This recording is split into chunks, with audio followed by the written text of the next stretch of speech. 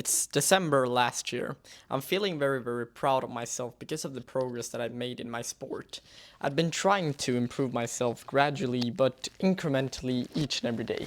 I've taken a step up with playing with better players, and I started to see more things put into place. My YouTube videos started to improve, my overall ability to articulate my thoughts improved, my ability to write essays in school, my ability to conduct myself in a more social, like charismatic way just overall improved.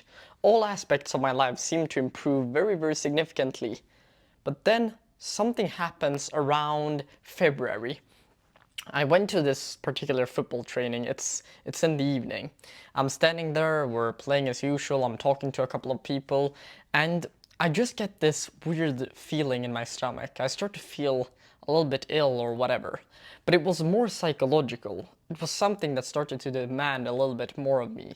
It was something like I was tired, but not tired physically, because I'd already been to the gym that day and I started to make really, really great progress. But something really, really difficult happened. I walked towards the car after the training session where my father was going to pick me up. He asks me like, how did the training go and all of that. But we know ourselves so, we know each other so well that he can tell when something is off. And something was off today. This happened a couple times with my mother as well. And in the car, I'm just like sitting there very, very anxious. And we get to the topic that maybe I should take a pause, maybe I shouldn't be keep playing, but I think let's give it another shot because maybe it's because of the results that I'm not getting the results that I used to, or I'm putting too much like pressure on myself or whatever. But it wasn't that, because I dropped that off and a couple of weeks later the emotion had amplified and became even worse. I asked myself once again, what is this? And I couldn't get an answer. I stopped playing football. I remember I am actually sitting at a bench a couple hundred meters away in the forest because I live pretty close to quite a big forest. And I'm sitting around this bench with this beautiful nature view. And I'm like thinking very, very deeply, still feeling anxious. And what this story reminds me of is that sometimes in life, we're gonna make a huge ton of progress, a huge amount of improvements in our own mentality, our own habits, our own like routine or whatever. But once we get a small little like setback where we don't feel as positive around the entire routine and everything collapses because you haven't built the foundation. What do I mean by the foundation? Well, the foundation is more of the things that's going to keep you in that mode of actually wanting to become the best version of yourself in said part of your life.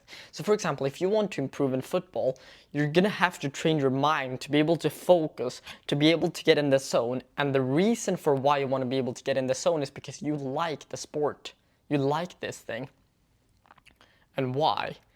Well, maybe it's because you just need a sense of progress, and that's the easiest way to find it. And that was certainly the case for me.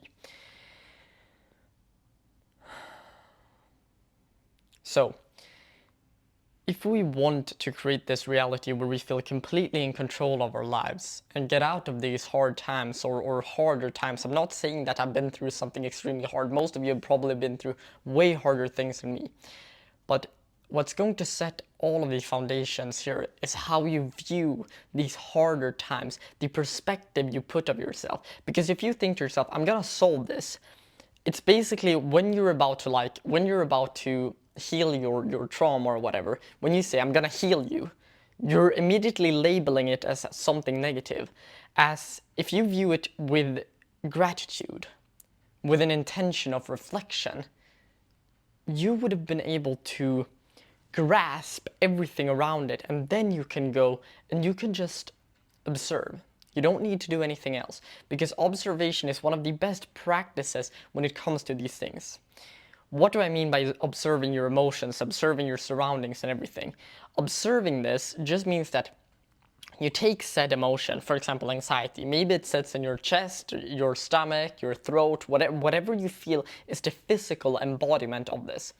you take that, for example, it's in your throat, and you kind of like imagine this spirit which has been hurt or whatever, or it can even be a child that has been hurt, and you just like hug that one and say, it's completely okay, I'm here, I'm fine, I'm with you. And once you spend time with that like energy or emotion, and you try to observe it, you don't label it, you don't think anything about it, you spend time in the present moment, something beautiful will happen.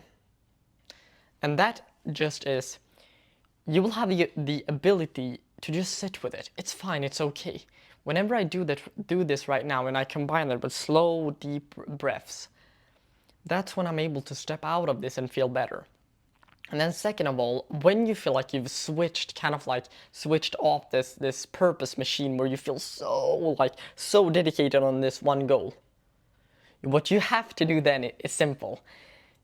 You have to take that like urge to improve, you have to take it and turn it into a routine. Because once you have a routine that's built on top of like other things, you're going to be able to make improvements in several things instead of just one thing. Because if you only have, like, for example, for me, I only had YouTube this like spring, but I didn't produce as many YouTube videos as I do right now, and like record, not like produce in that sense, but recording YouTube videos. I'm recording so many more YouTube videos. I'm not posting all of them. I'm recording, reviewing, all of these things, so many more YouTube videos. And that's because I have a very, very tight schedule. You would probably think when I have more leisure time, I would actually go and record more YouTube videos, but no, it's because I have a very, very packed schedule. I've just started a new like sport or whatever. I have no idea what's going to turn into, so I'm maybe gonna leave that for a separate video or day. I'm training to like run longer distance running. I'm also in the beginning of that, so I have no idea how that's gonna go. I'm basically training to run a half marathon this spring that's coming, and that's actually a race, so I will have the time and everything, and maybe I will do that, and we'll see. But this is something that I'm doing right now.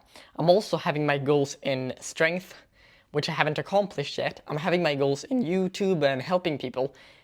And what's interesting about all of this is that I have so many different things, and what you hear online so much is about that you need to just have one focus and one goal that you strive for. I can tell you that I function better when I have separate things, because my whole entire life becomes this pursuit of doing the things that I enjoy. So no, I don't scroll, I don't use social media, I don't need to use Snapchat, I don't need to use any of this.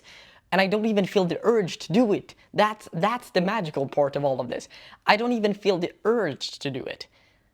I feel so centered and so like at peace with myself. And how you get there is basically you have to cultivate this mission, this perfect like storm or whatever, this perfect routine where you feel like, okay, I have my social life here. It's put together. Like, for example, I hang out with friends in the weekends, for example, and in school. Then I also have this purpose, this deeper mission. For example, it's to build my dream body, or it's to improve my mindset or my mental strength. Then you have that layer of your life. Then maybe you need to have something else that glues it all together. Like, I need my peaceful, quiet time when I want to create. For example, you like writing, drawing, whatever it is. For example, the embodiment of that, like that part of me that has that urge, is YouTube.